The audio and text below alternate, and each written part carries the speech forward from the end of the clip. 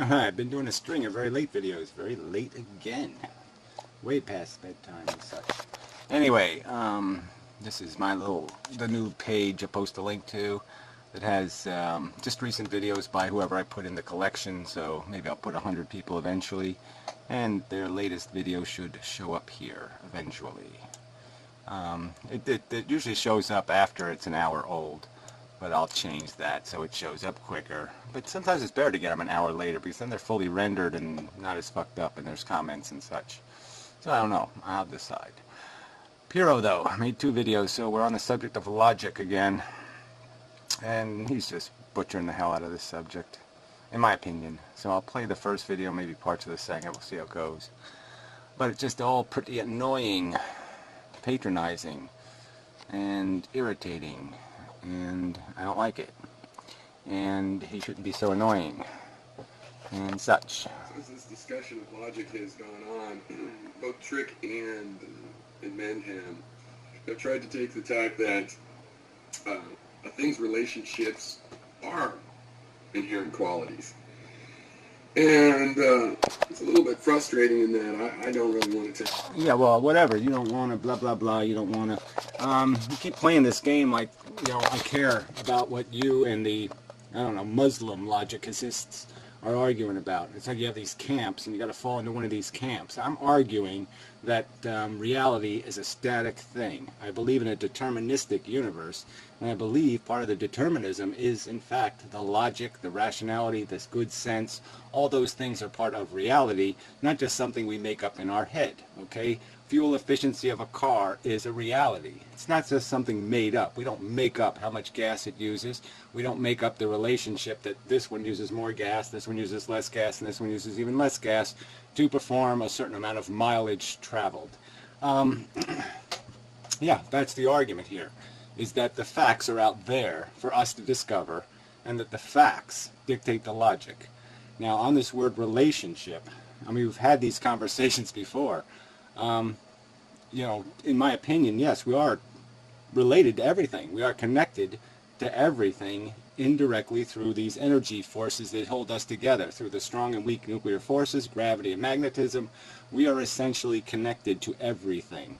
Everything is connected to everything through one of those forces. Some of them have no limitation theoretically. The gravity extends forever. It just gets incredibly weak. All right, where do I want to go from there?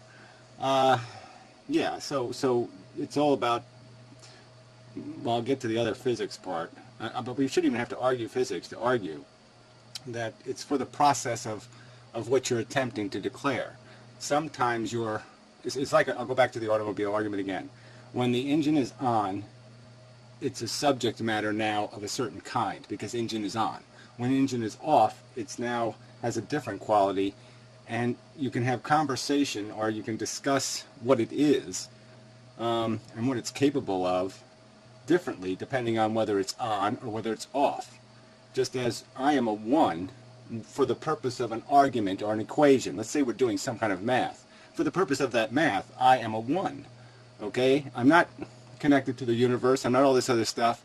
I'm just a definable entity, and we're not using all the other detail. That's not relevant to the equation we're trying to process. We're trying to add a quality plus a quality. Not its entirety plus its entirety, but a quality. Fuel efficiency, for example, or some other thing that is a property of me. And we're balancing against the property of some other thing and drawing a conclusion. So we don't need all the other interconnectedness, because all we need to know is it on or is it off? Is the engine running or is the engine not running? Asshole. Time to prove that that's just not the view of classical logic. You guys are trying to claim to use a system, and that's just not how it's set up, because an inherent quality is supposed to be something about the thing that makes it the thing. It's not supposed to be... Well, whatever. Again, like, you want to throw everybody into you're either this camp or that camp. Well, forget that crap, okay? I'm not doing that. I'm not playing that, homie. So screw that. I'm telling you that your relationships to other things are part of what you are. Period. Okay? And that the fact that Alpha Centauri is gravitationally pulling on some of my quanta It's just a fact. It's a fact of what I am and who I am and how I am. All right? Now, it's not relevant to whether or not I'm too heavy to stand on the head of a pin without the pin shooting right through my foot. Now, it's not relevant to that question, but it is relevant maybe to some other question. And that's what logic is defining what it is you're trying to quantify or qualify about the thing. And again, I'll make this argument. We know it in math. There's decimal places. And when you're doing math, your math is only good for the amount of decimal places you have input for. So if your value only goes to 2 places, to thousands, and you're trying to calculate something to the millions, well, you're going to have an error rate now because your thousands aren't going to calculate into millions, and vice versa. And we know that what we're doing in this conversation, okay, isn't tenths or thousands. It's all the way over the other end. All right, we're not demanding the precision of knowing every single molecular reaction that has ever taken place. It is like your stupid river example in the second video. We're just trying to say, is this the thing where water flows?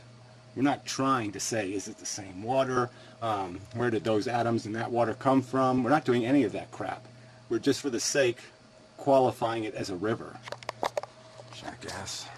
But let's just use a physical example here. You can see how this just doesn't work out. Looking at relationships as inherent qualities is kind of nonsensical.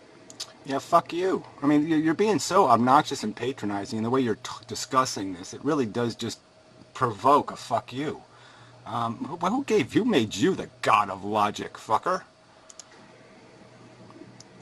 It's a distinct thing, a relationship, to some other phenomena. Okay, so for...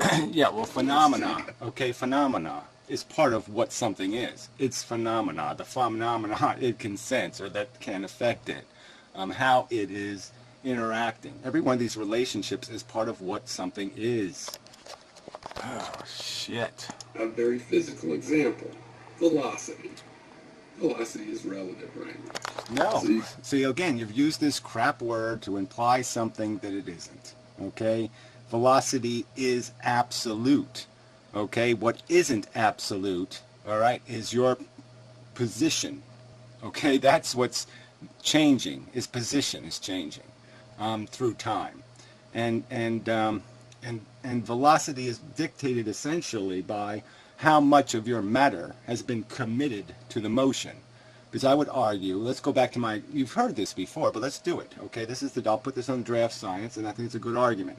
Now, if you accept my consistent with Einstein theory that the universe is running on a clock speed, that it's actually a stagnant universe on the click, or off the click, one or the other, and that the quanta move 1 unit at the click, okay, on the clock speed. They can move 1 unit that way, that way, that way, whatever way they are provoked to move or are disposed to move based on the circumstance they are in.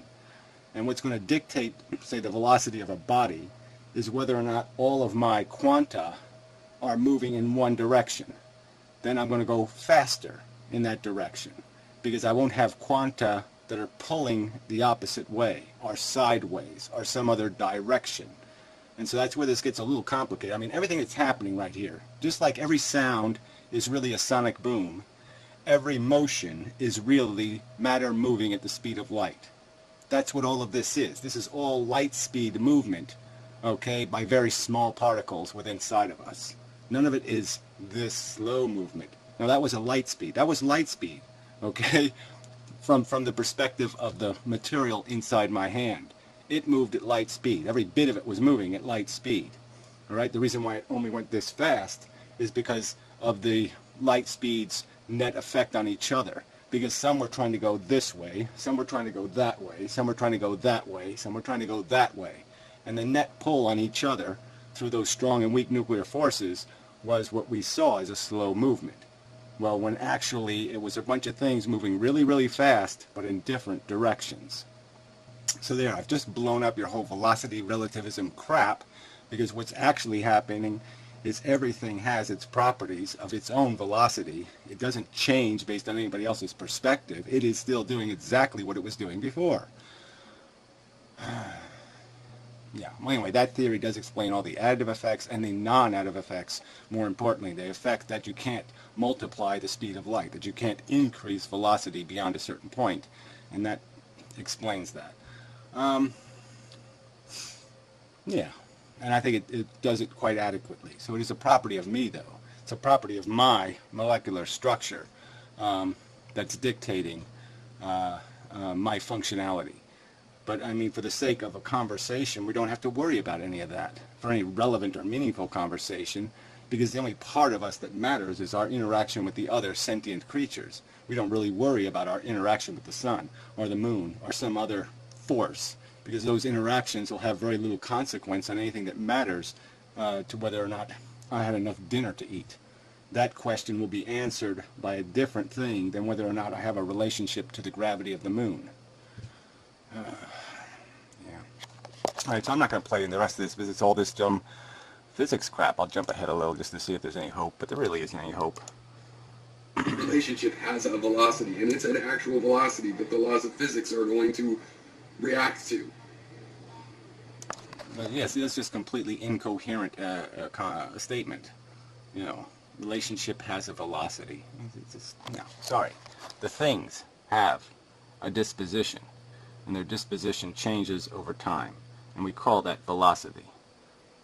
Precise language again. This is language. This is all about words, and if we use them carefully and precisely, we can ask relevant questions, and we always have to be conscious of not going beyond what the question is being asked, or perverting a thing into a non-thing for the purpose of confusion.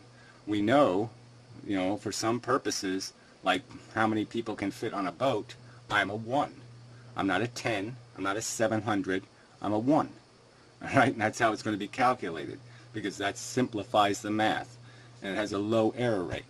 Yes, I could be a 1 that weighs 1,000 pounds, so I could be as heavy as 3 other people. But for some circumstances, it's not going to matter how heavy I am. It's just going to matter how much oxygen I consume, or some other thing that will decide what the 1 represents. But again, for the purpose of our conversation, we don't care if there's a 0.5% error rate. That's acceptable, because we just want to get the general answer generally correct. We want to be right most of the time. Not all of the time, not strictly in some perfect world. No, just good enough is good enough most of the time. And that's logic still.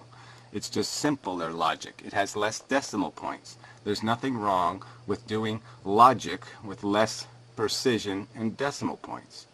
And there's no point in inventing confusions, decimal points that don't need to exist. I mean, the point 0.00000000000001 effect is quite meaningless in 99.99% of circumstances. When you're going to ask the question, should I cross the road, you don't need rocket science precision to answer the question. You don't have time for rocket science precision. You just have to do what's reasonable, beyond the reasonable doubt, the best, the quickest solution to the question based on the information available. And you're going to use logic to process that answer. And yes, it would be perfect if you could, you know, calculate every possibility. What's the bus schedule right now?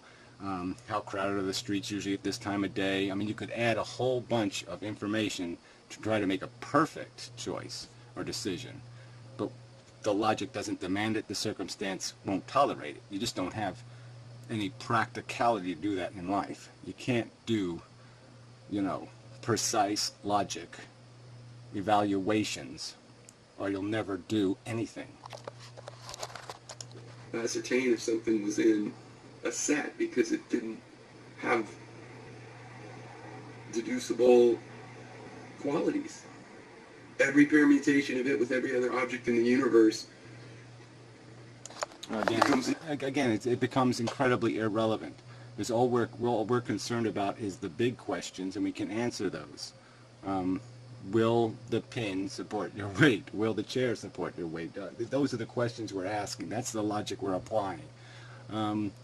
Should I chase the criminal? Should I blah blah? These are the logical questions, are circumstantial to some real life circumstance, to our real life circumstance of being human beings on planet Earth. We can have a broad context, but there's no point in making the context so broad that we include the variable of the gravity of Venus. There's just no point in doing that. Shithead. So we'll play a little bit of this other video, which is just as frickin' annoying. 16 minutes already. Damn. Damn, I says. See if there's any comments. Do you get it? I think, we can I get think so. we can get all stuck in these logical issues and the ramifications, but to me the point is a lot more organic. I mean, basically, what's waiting to be realized is that every concept that humans use had its start with something at the body level, something we read. Right. Well, that's the point I was making in the damn video, is that our language sucks because it was invented by stupid people who didn't know the truth. So they invented words like spontaneous and random without really knowing those are kind of silly concepts. Yeah, so yeah, it has lots of flaws in it. It's not as precise as we'd like. It's not like, I don't know, metric system versus English system shit or something. Yeah, it's just not a very useful tool, and it could be more useful if the language was cleaned up. But we still can use it when we need to. When we need to, we have to be more precise. But it's people like you that aren't doing it because you want the answer to be more precise. You're screwing with words to evade the truth. That's what the Professor Antons and the rest of you mumbo-jumbo speakers are doing. You keep saying things like, I believe in evolution and determinism and physics, and then the second somebody turns their head, you start talking this, well, we have the freedom to freely think we have free will, or some kind of other double speak, where you just, again, twist and pervert language until the meaning is lost. And I say, fuck you to that. So our idea of thing was developed actually over millions of years. Spider. Through our sense and motor responsibilities of our brain. Little one. Which came up with this abstraction for objects that, persist in the world a bit and we can interact with, and there's a fruit and it has the quality of being nutritious and these kinds of things, and we didn't have to think of them as relationships to, our biology and so on and so forth. And we had this idea of thing. But then we push it out to further and further abstraction. So, an equation is a thing, and everything is a thing. Yeah, well, it's kind of true. I mean, there are